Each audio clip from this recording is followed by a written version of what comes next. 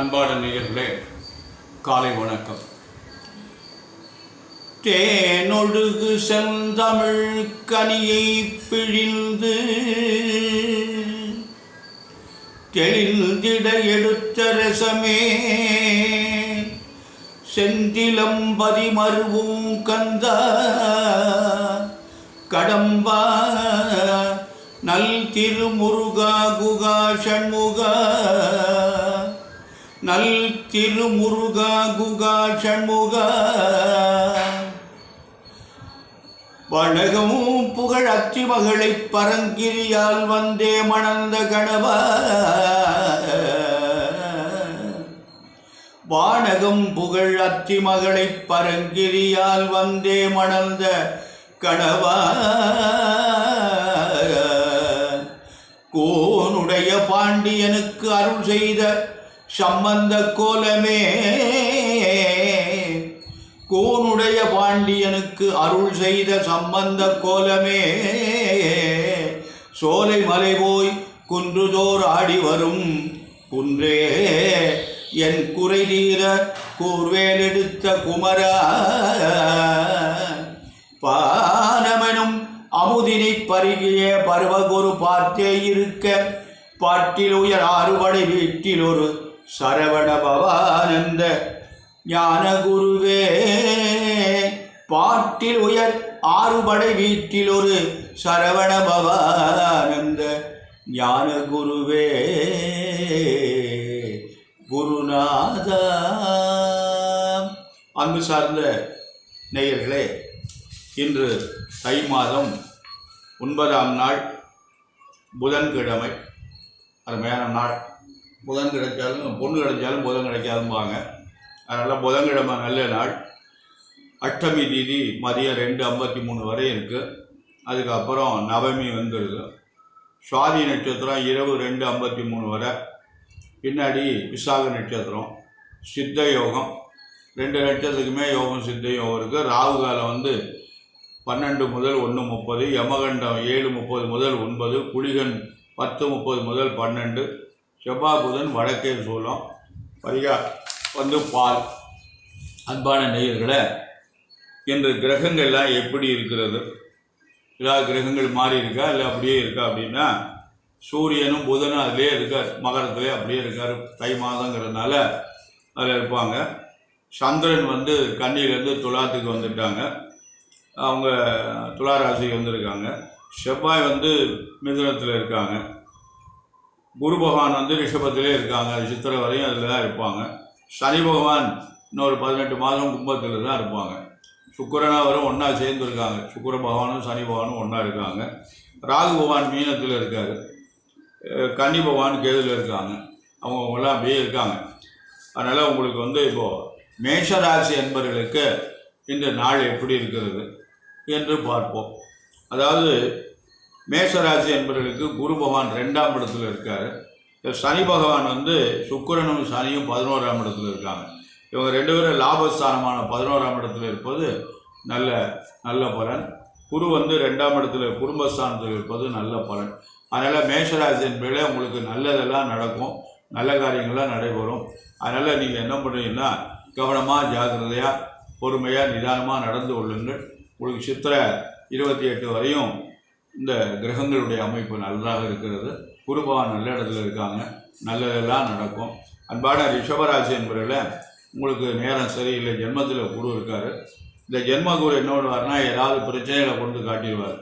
அதனால் பார்த்து ஜாக்கிரதையாக நிதானமாக நடந்து கொள்ளுங்கள். பிரச்சனைக்கு இடம் கொடுத்துடாதீங்க. அதனால் உங்களுக்கு எந்த கிரகமும் சரியில்லை. ஆனால் உங்களுக்கு சனி பகவானும் ராகு பகவானும் நல்ல இடத்துல இருக்காங்க. சனி 10, ராகு 11 இருக்காங்க.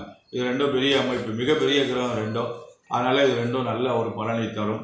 அன்பான மிதுன ராசி என்பவர்களே, உங்களுக்கு விரயமான நேரம், தேவையில்லாத விரயங்களை உண்டு பண்ணும். உங்களுக்கு மற்றபடி கிரகங்கள்லாம் எதுவும் பலமாக இல்லை. ஆனால் 10ல் ராகு இருக்குது, அது மட்டும் உங்களுக்கு நல்ல அமைப்பு. 10ஆம் இடத்தில் இருக்கக்கூடிய ராகு என்ன பண்ணுவார்னா, தொழிலை நன்றாக நிரந்தரமாக அமைச்சு கொடுப்பார். அப்படி ஒரு அமைப்பு இருக்குது. அதனால் தொழில் ஸ்தானம் நன்றாக இருக்கும்.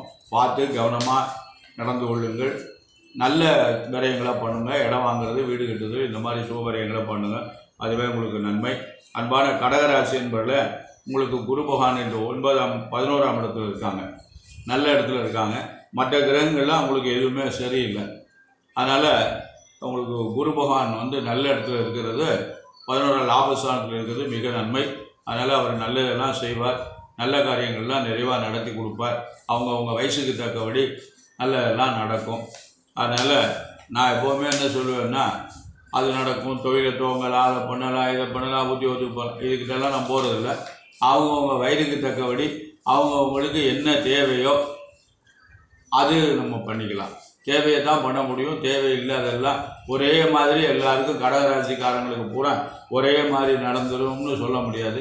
ஏன்னா எல்லாருக்கும் ஒரே திசை நடக்கும், ஒரே புத்தி நடக்கும்லாம் நம்ம சொல்ல முடியாது.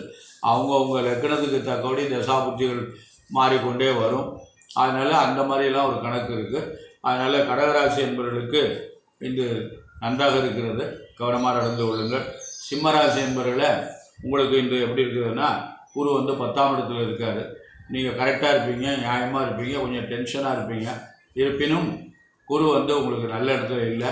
அதனால் பொறுமையாக கவனமாக நிதானமாக நடந்து கொள்ளுங்கள், நல்லதே நடக்கும். இந்த எந்த கிரகமும் உங்களுக்கு சிறப்பாக இல்லை. கன்னிராசி என்பவர்களை உங்களுக்கு நாள் நன்றாக இருக்கிறது. குரு பகவான் 9ல் இருக்கார், சனி பகவான் 6ஆம் இடத்துல இருக்கார். இது ரெண்டும் உங்களுக்கு பெரிய அமைப்பு. அதனால் உங்களுக்கு பொறுமையாக நடப்பீங்க, வளைஞ்சு கொடுத்து போவீங்க. அதனால் உங்களுக்கு எந்த இடத்துலையும் நீங்கள் காரியத்தை சாதிச்சுக்கலாம். அதுக்குரிய வாய்ப்புகள் நன்றாக இருக்கிறது. அன்பான கன்னிராசி என்பதில் கவனமாக செயல்பட்டீங்கன்னா வாழ்க்கையில் முன்னேறிக்கலாம். இன்னும் 4 மாதம் தான் இருக்குது, பார்த்து நடந்துக்குங்க. அடுத்த துளாராசி என்பதில் உங்களுக்கு குரு 8ஆம் இடத்துல இருக்கார். 8ஆம் இடத்துல இருந்தாலும் ராகு பகவான் வந்து 6ஆம் இடத்துல இருக்கார். நீங்கள் என்ன பண்ணணும்னு கேட்டிங்கன்னா, புதுசாக எதையும் செய்யாதீங்க. அஷ்டம குரு அஷ்டம சனியில் புதுசாக எதையும் செய்யக்கூடாது. செஞ்சு விட்டு நடக்கலேன்னு சனி பகவான் மேலேயும் குரு பகவான்லேயும் குற்றம் சொல்லாதீங்க. நம்ம தவிர்த்துருங்க. தவிர்த்துட்டு என்ன பண்ணிட்டு இருக்கீங்களோ அதை அப்படியே நகட்டிடுங்க. அதனால் இந்த குரு பகவான் என்ன 4 மாதம்தான் இருக்கார். அதனால் 9ஆம் இடத்துக்கு வந்துடுவார். அது என்ன சனி பகவான் வந்து அட்டம சனிங்கிறது அது 2.5 வருஷம் இருக்க தான் செய்வார் சில பேருக்கு. அப்படியெல்லாம் ஒரு கருத்து இருக்குது. அதனால் துளாராசி என்பவர்களும் கொஞ்சம் பார்த்து ஜாக்கிரதையாக நடந்து கொள்ளுங்கள். அடுத்தது சித்திரை 28க்கு மேலே வைகாசிலேருந்து உங்களுக்கு நேரம் நன்றாக இருக்கிறது. அதாவது விருச்சிக ராசி என்பதில் உங்களுக்கு நல்ல நாள், நல்ல கவனமாக காயம் நட்டுவோம், நல்லது நடக்கும், நல்ல காரியங்கள்லாம் நடைபெறும். அன்பான தனுசு ராசி என்பதில் உங்களுக்கு குரு 6ஆம் இடத்துல இருக்காங்க. 6ஆம் இடத்துல இருக்கிற குரு உங்களுக்கு கொஞ்சம் சிரமத்தை காட்டுவாங்க. உடல்நிலையை பார்த்து ஜாக்கிரதையாக நடந்துக்குமா. ஆனால் சனி பகவான் 3ல், ராகு பகவான் 4ல், இது ரெண்டும் ஒரு அரிய வாய்ப்பை காட்டி வாழ்க்கையில் நல்ல முன்னேற்றத்துக்கான ஒரு பாதையை காட்டும், நல்லது நடக்கும். அன்பான மகர ராசி என்பதில் உங்களுக்கு 7.5 சனி நடக்குது. ராகு 3ல் இருக்குது, குரு பகவான் 5ஆம் இடத்துல இருக்கார். இதெல்லாம் உங்களுக்கு ஒரு நல்ல அரிய வாய்ப்புகள். குரு வந்து 5ல் இருப்பது நல்லது. 7.5 சனி கழிவு நேரமாக இருந்தாலும் வயதுக்கு முதல் சுற்று, 2வது சுற்று, 30 வயசுக்குள்ளே உள்ளவங்களுக்கெல்லாம் முதல் சுற்று, 30 வயசுக்கு மேலே உள்ளவங்களுக்கு 2வது சுற்று, 60க்கு மேலே உள்ளவங்களுக்கு 3வது சுற்று, இப்படிலாம் ஒரு கணக்கு இருக்குது. பார்த்து ஜாக்கிரதையாக நடக்குங்க. அன்பான கும்பராசி என்பதில் உங்களுக்கும் 7.5 நடக்குது. ஜென்மச்சனி நடந்து கொண்டு இருக்கிறது. மற்ற கிரகங்கள்லாம் பலமாக இல்லை. ஜாக்கிரதையாக பொறுமையாக நிதானமாக போங்க. வண்டியிலெல்லாம் போகும்போது ஞாபகமாக போங்க, வேகமாக போகாதீங்க. எக்காலத்தை கொண்டு வேகம் போகாதீங்க, பார்த்து போங்க, சீக்கிரமாக கிளம்புங்க. அன்பான மீனராசி என்பதில் உங்களுக்கும் 7.5 நடக்குது. பார்த்து ஜாக்கிரதையாக நடந்து கொள்ளுங்கள். உங்களுக்கும் வந்து நேரம் சரியில்லை. ஆனால் அந்த குரு பார்வை இருக்குது பாருங்கள், அது வந்து அருமையாக இருக்குது. குரு பார்த்தால் கோடி நன்மைன்னு சொல்கிறாங்க. அது வந்து உங்களுக்கு ஒரு நல்ல அருமையான பலனை தரும். குரு பார்வை வந்து குரு இருப்பதை விட பார்ப்பது தான் பெரிய சிறப்பு அப்படின்னு சொல்கிறாங்க. அதனால் 9ஆம் இடத்தை பார்க்குறாங்க. அதனால் நல்ல பலன். மகர ராசி, கும்பராசி, மீனராசி என்பவர்களுக்கெல்லாம் 7.5 இருக்கிறது. பார்த்து ஜாக்கிரதையாக நடந்து கொள்ளுங்கள். சனிக்கிழமை தோறும் விரதம் பாருங்கள். கோளறு திருப்பதியும் பாராயணம் பண்ணுங்க. 11 பாடல் இருக்குது. வேயர் ஒளி பங்கன் விடமுண்ட கண்ட இந்த 11 பாடல் ஞானசம்பந்தர் இயற்றியது. இதை சனிக்கிழமைக்கு காலை மாலை 2 வேளையும் பாராயணம் பண்ணுங்க. சனி பகவானை தரிசனம் பண்ணுங்க. இது உங்களுக்கு 7.5 பகவானுடைய காலத்திலிருந்து நீங்கள் அதிகமாக கஷ்டம் இல்லாமல் நம்ம இறைவனை நாடுகின்ற பொழுது நமக்கு சிரமங்கள் குறையும். அன்பான நேயர்களை, நீங்கள் எல்லோரும் நல்லருள் பெற்று நலமுடன் வாழணும். அதுக்கு நமக்கு என்ன ஒரே வழின்னா இறை வழிபாடு தான். அந்த இறை வழிபாடு தான் நமக்கு ஒரு நல்ல பலன்களை காட்டும். அன்பான நேயர்களை, இப்பொழுது நாம் வந்து எது பண்ணாலும் நமக்கு காரியங்கள் நடக்க மாட்டேங்குது. தாமதப்படுத்திக்கிட்டே இருக்குது. இதுக்கு நாம் என்ன செய்யணும்? கோச்சார பலன் நன்றாக இருக்கிறது, குரு பகவான் இப்போ 5ஆம் இடத்துல இருக்கார், எதுவுமே நடக்குது இல்லையே அப்படின்னு நொந்து கொண்டு இருக்கும். அதுக்கு நம்ம ஜாதகத்தை என்ன பண்ணோம்னா, நம்மளுடைய ஜாதகத்தில் லக்கணத்தில் கிரகங்கள்லாம் எப்படி இருக்குது, 5ஆம் இடத்துல யார் இருக்குது, 7ஆம் இடத்துல யார் இருக்குது, 9ஆம் இடத்துல யார் இருக்குது அப்படின்னு பார்க்கணும். இந்த 9ஆம் இடத்தை நான் முன்னமே சொல்லியிருக்கேன், இருந்தாலும் மீண்டும் சொல்கிறேன். வாழ்க்கையில் இந்த 9ஆம் இடம் ரொம்ப முக்கியம். ஏன்னா அந்த 9ஆம் இடம் தான் தந்தை வழி. தந்தை வழியில் உள்ளது தான் நம்மக்கிட்ட வரும், தாய் வழியில் உள்ளது நமக்கு வராது. தந்தையினுடைய ரத்தம் தான் நம்ம, அப்படின்னா தாத்தாவுடைய ரத்தம் தந்தைகிட்ட தந்தையுடைய ரத்தம் 7 முறைக்கு அந்த ரத்தத்துக்கு தொடர்பு இருக்குது, 7 தலைமுறைக்கு தொடர்பு இருக்குது அப்படின்னு சொல்கிறாங்க. அதனால் அது மூலமாக எனக்கு நன்மை தீமை எல்லாமே வரும். அதனால் அந்த ஊழ்வினை பயன் என்பது அதில் தான் இருக்குது. அதுலேருந்து அந்த முன்னோர்கள் செய்த நன்மை தீமை, அவங்களாம் நல்லதே செஞ்சுருந்தாங்கன்னா நமக்கு நல்லது நடக்கும். அவங்க நிறைய தீமைகளை செஞ்சுருந்தாங்கன்னா அது நம்ம 9ஆம் இடத்துல அமர்ந்துடும். 9ஆம் இடத்துல இருந்துக்கிட்டு நம்மளை வாழ்க்கையில் முன்னேற விடாது.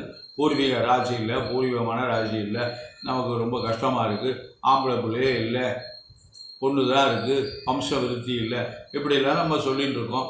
இதுக்கெல்லாம் காரணம் என்னன்னு கேட்டிங்கன்னா, அந்த 9ஆம் இடம் அந்த ஊழ்வினை பயன் நமக்கு இருக்கக்கூடாது. அதனால் நம்ம என்ன பண்ணணும்னு கேட்டால், நமக்கு இருக்கக்கூடிய சந்ததிக்கு ஊழ்வினை பயன் வரக்கூடாது. அதனால் நம்மளால் முயன்ற வரை நம்ம நல்லதே செய்வோம். நம்மளால் இயன்ற வரை நம்ம தவறாக நடந்து கொள்ளாமல் நமக்கு தெரிந்ததை எல்லாருக்கும் சொல்லுவோம்.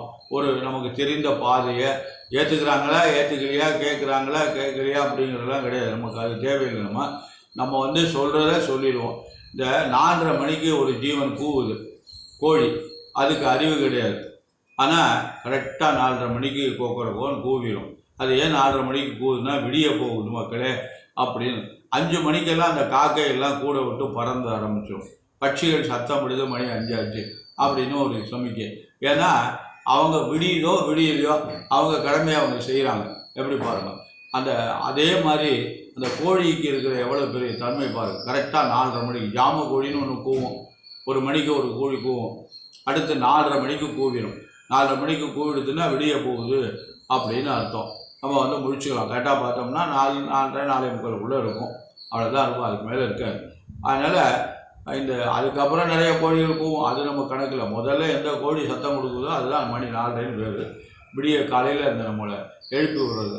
அதனால் அந்த கோழி எப்படி கரெக்டாக அதனுடைய பலனை, அது அறிவில்லாத ஜீவன், பேரு தெரியாது, சாமி கும்பிட தெரியாது, எதுவும் தெரியாது, அதுக்கு அக்கா தங்கி அண்ணன் தம்பி உறவுகள்லாம் கிடையாது, அப்படிலாம் இருக்குது.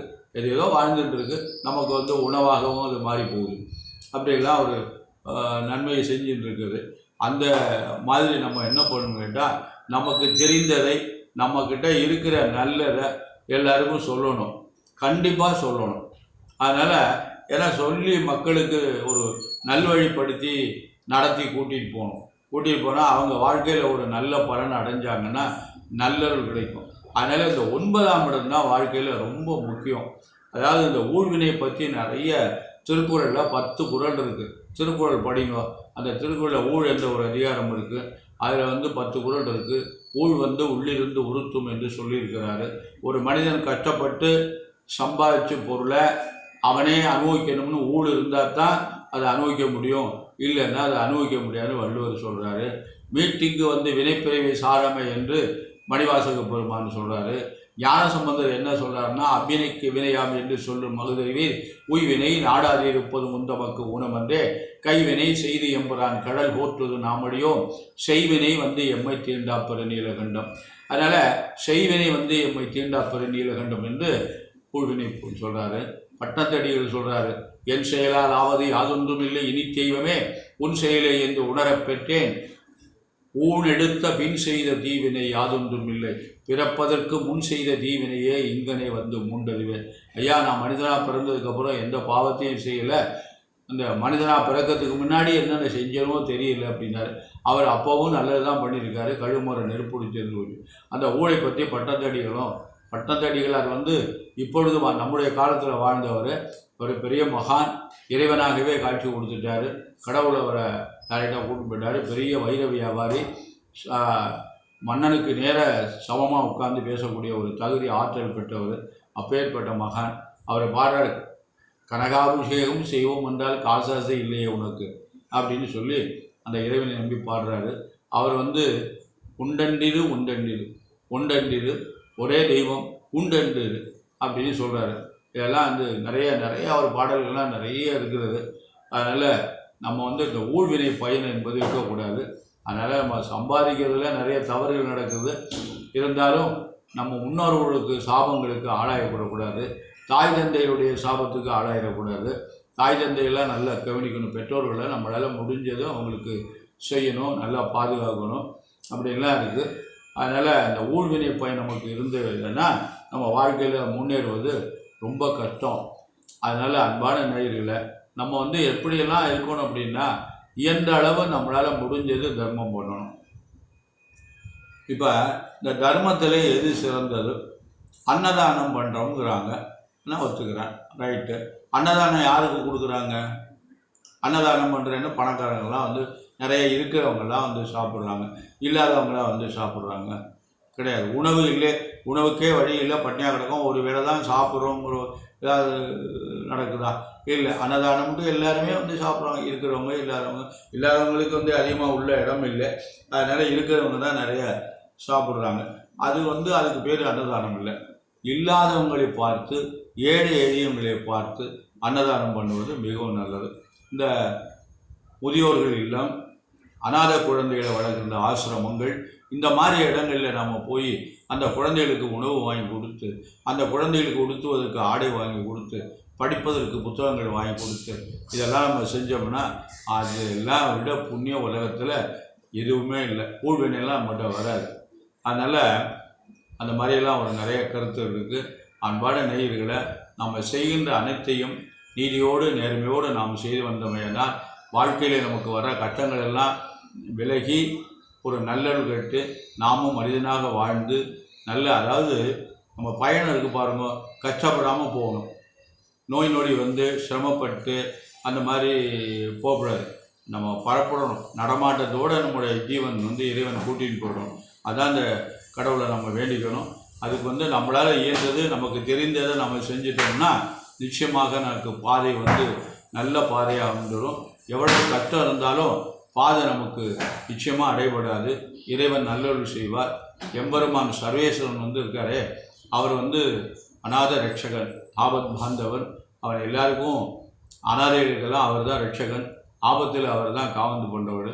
அடுத்து அவருடைய புதல்வனான வள்ளல் பெருமான் முருகப்பெருமானும் அவர் மாதிரி ஒரு அருள் செய்யக்கூடிய இறைவன் யாரும் கிடையாதுன்னு சொல்லுவாங்க. அதனால் இறைவன் எல்லாருமே அருள் செய்வது தான். இருந்தாலும் வள்ளல் பெருமான், வள்ளியில் மணாளன், முருகப்பெருமான் மாதிரி யாருமே அவருடைய பாதம் நம்ம தலையில் பட்டவுடனே எம்பெருமானுடைய கையெழுத்து, பிரம்மாவுடைய கையெழுத்தெல்லாம் அழிஞ்சு போகணும்னு அருணையதாக சொல்கிறார். அந்த மாதிரியெல்லாம் நம்ம இறைவனை பிரார்த்தனை செய்து எல்லோரும் நல்லொருள் பெற்று நலமுடன் வாழ்க. நான் எல்லாம் அந்த சர்வேஸ்வரனையும் வள்ளல் பெருமான் முருகனையும் பிரார்த்தனை செய்து நிறைவு செய்கிறேன். நன்றி, வணக்கம்.